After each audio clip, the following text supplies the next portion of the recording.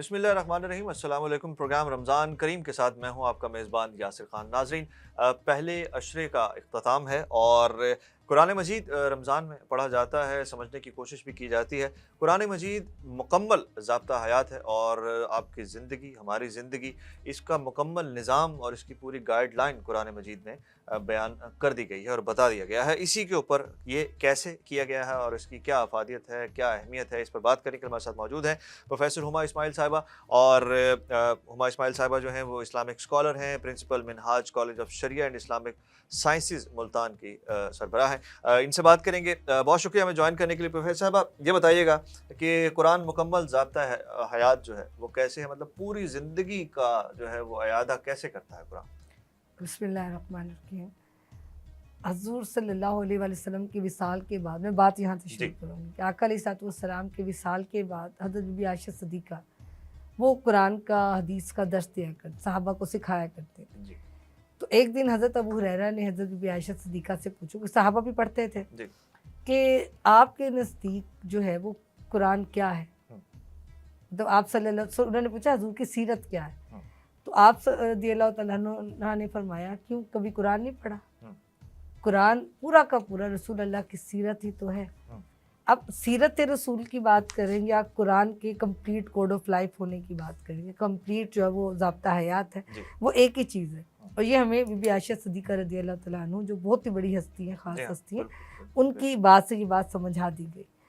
اب قرآن پہ عمل کر کے ہماری پوری لائف گزر سکتی ہے، کیوں؟ کیونکہ قرآن اصل میں سنت مصطفیٰ صلی اللہ علیہ وسلم، اور جب ہم حضور صلی اللہ علیہ وسلم کی سنت سیرت کو پڑھتے ہیں تو اس میں ہم نہیں دیکھتے ہیں کہ آقا علیہ السلام اتنے زیادہ دیر مصلی پہ بیٹھے ہیں، لیکن حضور تربیت دے رہے ہیں کہ ہاں سجدے پسند ہے، لیکن ان سجدوں کے درمیان میں اگر کبھی ایسا ہوا کہ تم نے رات کو تہجد میں گزار دی اور تمہارا ہمسایہ بھوکا سویا ہوا ہے، اس کے خوراک کی ضرورت تھی اور تمہارے پاس تھا، بے شک تم تہجد میں تھے، تم جو بھی عبادت کر رہے تھے، لیکن اس کی کیئر کیوں نہیں کی؟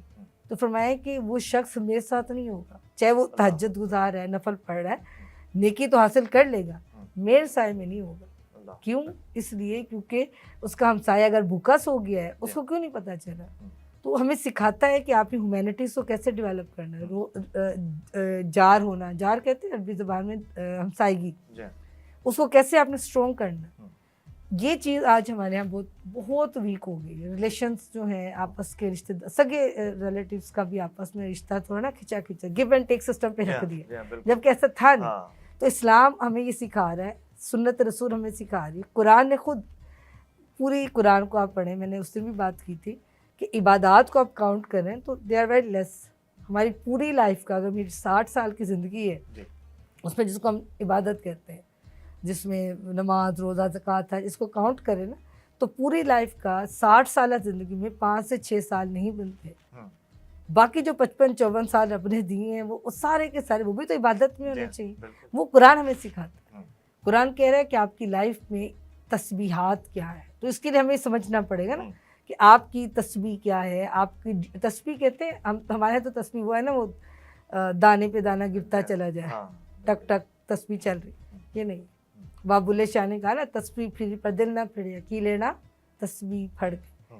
تو تسبیح جو اللہ نے قرآن میں لکھا ہے نا کہ ہر شے اللہ کی تسبیح بیان کرتی ہے، یسبح للہ ما فی السماوات و ما فی الارض، جو کوئی زمین و آسمان میں اللہ کی تسبیح کرتا ہے۔ تو تسبیح وہ یہ نہیں کہ وہ سبحان اللہ ہی کہتے پھرتے ہیں، اللہ اکبر۔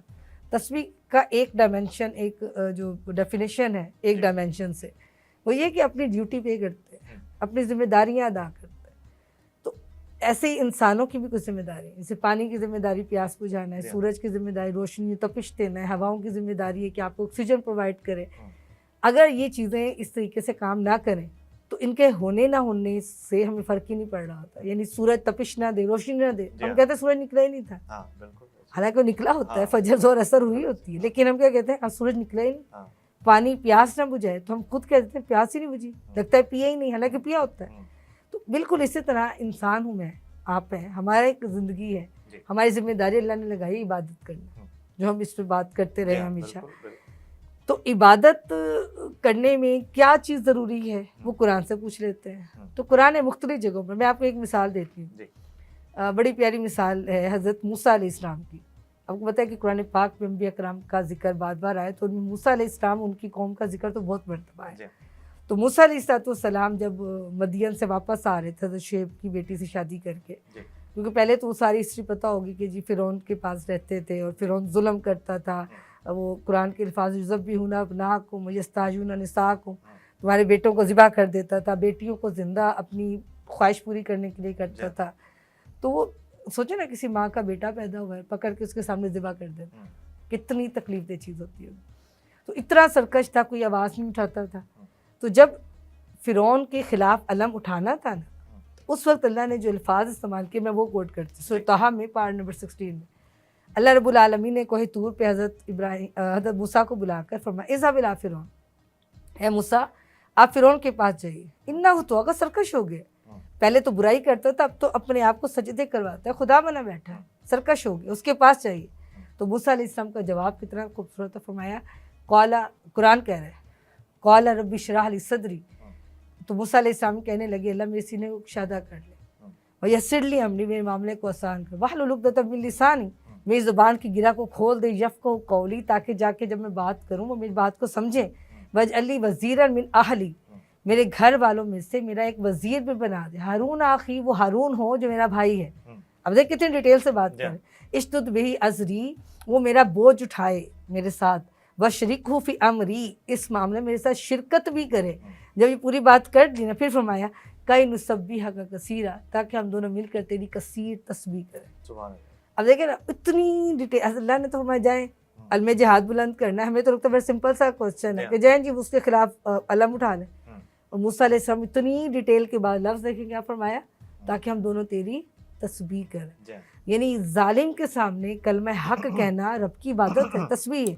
ये कुरान हमें सिखा रहा है। यानी हम देखते हैं हमारी फील्ड है, हमारा स्टूडेंट है, हमारे बच्चे हैं, कहीं पर किसी के साथ नाइंसाफ़ी हो रही, हम समझते हैं इसका मैटर मेरा थोड़ी नहीं, फिर हम कुरान के ज़ाब्ते पर नहीं है, हम अपने ज़ाब्ते पे। अगर हमने कुरान के ज़ाब्ते पे आना है तो किसी के साथ ज़्यादती होनी है, टेक स्टैंड विद हिम और हर, जो भी है, आपको उसके साथ रुकना पड़ेगा।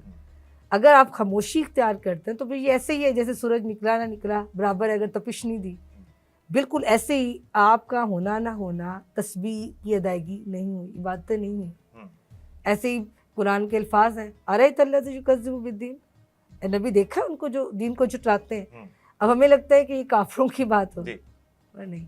अरे तल्लज़ी युकज़्ज़िबु बिद्दीन फ़ज़ालिकल्लज़ी यदूल यतीम वला यहुद्दु अला तुआमिल मिस्कीन, भाई वो लोग हैं जो मिस्कीन के सर पे हाथ नहीं रख रहे, यतीम के सर पे हाथ नहीं रख रहे, मिस्कीनों को धक्के दे रहे हैं, उनकी ज़रूरियात का ध्यान नहीं रखते। तो कुरान जो मुकम्मल ज़ाब्ता हयात है वो हमें सिर्फ ये नहीं कह रहा है कि आपको रेसिटेशन करनी है, आपको उसको समझ के पढ़ना है, आप हाफिज़ हो जाएं, आप तरावी पढ़ें, आप सदका खैरात की तरफ ध्यान दें, बहुत सारी और भी चीज़ें हैं। इसलिए कुरान हमें सारा कुछ सिखा। बिल्कुल, बहुत बहुत शुक्रिया। कुरान की तालीमात के हवाले से और कुरान को ज़ाब्ता हयात बनाने के लिए अल्लाह ताला हमें तौफ़ीक़ अता फ़रमाए, इसको समझने की तौफ़ीक़ अता फ़रमाए। इसी के साथ इजाज़त दीजिए, कल आपकी खिदमत में एक नए प्रोग्राम के साथ हाज़िर होंगे। इजाज़त दीजिए, अल्लाह हाफ़िज़।